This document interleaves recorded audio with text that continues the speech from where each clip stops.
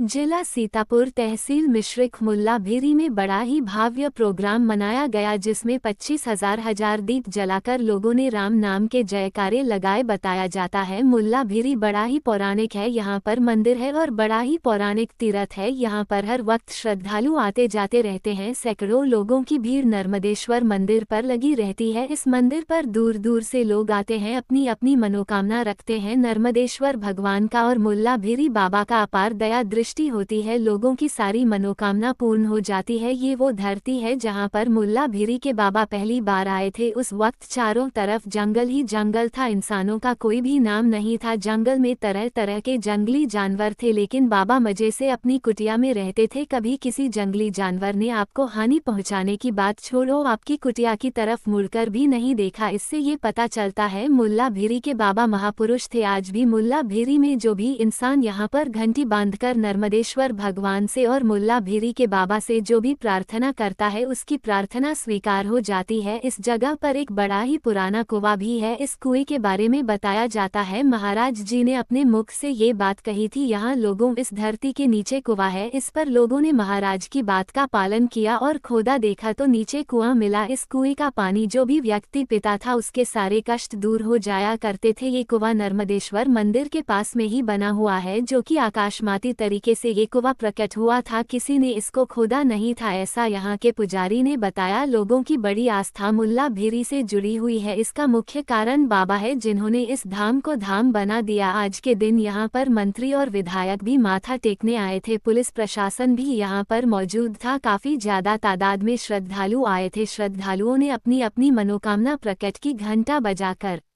Media world news के साथ नौशाद अंसारी के साथ नवाबुद्दीन की खास रिपोर्ट। तब के अंतर्गत आता है मुल्ला भेरी। यूं तो मुल्ला भेरी इतना विख्यात है, इतना पौराणिक है कि किसी को बताने की जरूरत नहीं है। आज इस तपे स्थल के ऊपर आए हुए हैं और हमारे समक्ष यहाँ के मठाधीश पुजारी भी मौजूद हैं। यूं तो मुल्ला भेरी का बाबा के नाम से बड़ा ही प्रसिद्ध नाम है उनका। हर कोई दीवाना, हर कोई उनका मस्ताना और चाहने वाला है। यहाँ पर एक तीर्थ भी आज बताया जा रहा है कि 25,000 दीप जला के राम नाम के नारे भी लगाए गए हैं। ऐसा है कि लोगों ने बताया। हमारे बीच यहाँ के मठाधीश मौजूद हैं, उनसे बातचीत करते हैं कि आखिर 25,000 दीप जलाने का तात्पर्य क्या है और कितना पौराणिक यहाँ ये मंदिर है और क्या क्या बाबा मुल्ला भेरी की विशेषताएं रही। इन तमाम बातों को जानने के लिए बने रहिए आपका अपना चैनल मीडिया वर्ल्ड के साथ। महाराज जी, पहले तो आपका परिचय हम जानना चाहेंगे। मेरा नाम अमरपाल शुक्ला है। ये हमारे गुरुजी हैं। ये सन 1945 में मुल्ला भेरी आए थे। सर्वप्रथम इन्होंने बताया यहाँ पर खोदो तो यहाँ कुआं निकलेगा, तो यही सामने कुआं है जी। कुआं निकला। उसके बाद में फिर मंदिर बनवाया स्वामी जी ने। उसके बाद में नर्मदा गिर गए, वहाँ से शंकर जी को लाए नर्मदेश्वर को जी, जिनकी स्थापना कराई गई। ये सब गुरु महाराज के द्वारा ही यहाँ किया गया। जितना भी कार्यक्रम होता है यह सब उन्हीं की कृपा से होता है। 2020 में 2000 में बताया था कि हम 27 मई 2003 को, यानी 3 वर्ष पहले अपना अंतिम समय बताया। यानी मैं ब्रह्मलीन हो जाऊंगा। ब्रह्मलीन होने से पूर्व उन्होंने बता दिया। हाँ, 3 साल पहले बताया था कि 27 मई 2003 को हम अपना शरीर त्याग देंगे। तो 3:30 बजे का समय दिया था, 3:30 बजे ही शरीर त्यागा। उसके बाद में आज 22 वर्ष बीत गए हैं, 23वां वर्ष चालू हो गया है। बराबर। क्या नाम था महाराज इनका जो ब्रह्मलीन हुए हैं मुल्ला भेरी बाबा के नाम से? इनका नाम था महर्षि ज्ञानदास। नाम था ज्ञानदास। हम लोगों ने चेला ने शिष्यों का कर्म होता है गुरु को बढ़ावा देना। अच्छा, आप उनके चेला हैं? हाँ, शिष्य हैं। शिष्य। देखिए, वेदों और शास्त्रों में गुरु के बारे में और चेला के बारे में जो आया है बहुत ही कुछ आया है।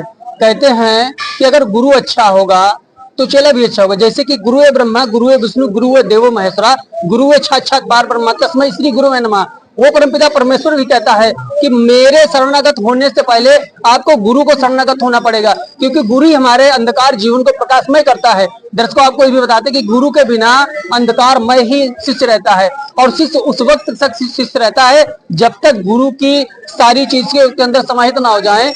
और अगर ये शिष्य हैं तो कुछ न कुछ इनकी विशेषताएं महाराज के अंदर जरूर मौजूद होंगी।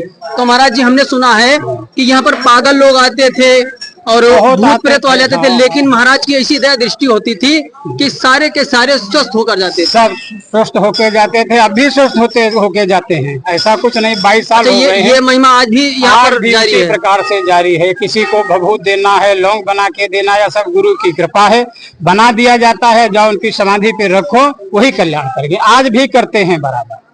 97 गुरु भाई थे जब हम स्वामी जी ने ब्रह्मलीन हुए, तो 27 हम लोग यहाँ के शिष्य थे।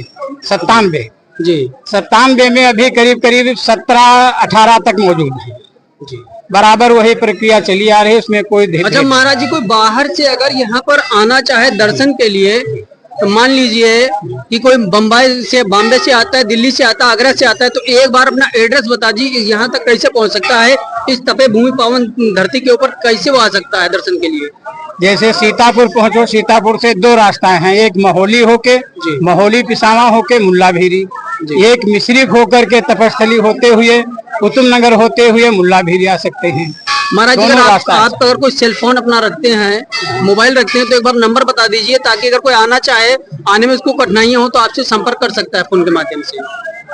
है आपका कोई नंबर, कॉन्टेक्ट नंबर बता दीजिए। 99 36 31 88 21। अच्छा, राम के बारे में थोड़ा चर्चा ये करना चाहते हैं कि आज 25,000 दीप जलाकर राम नाम के जयकारे लगाए गए हैं। जैसा कि मनु स्मृति के अंदर लिखा है, ये कलयुग चल रहा है, न सतयुग है, न द्वापर है, न त्रेता, ही कलयुग है। काल माने मौत, युग माने दिन। अब स्वयं ब्रह्मा उनको भी मौत का मजा चखना पड़ेगा। लेकिन तुलसीदास जी लिखते हैं, कलयुग का है नाम अधारा, सुमिर सुमिर नर उतर तारा। कलयुग में राम नाम लेना है, कल्याणकारी होगा, बहुत कल्याणकारी है। कलयुग समयुग आन नहीं, जो नरकर विश्वास। कलयुग के समान न सतयुग हुआ, न त्रेता हुआ, न द्वापर हुआ। कलयुग सबसे अच्छा है। काया ते जो पातक होई, बिन भोगे छूटे ना कोई। शरीर में जिस अंग से पाप होगा, कलयुग में उसी अंग को भोगना पड़ेगा।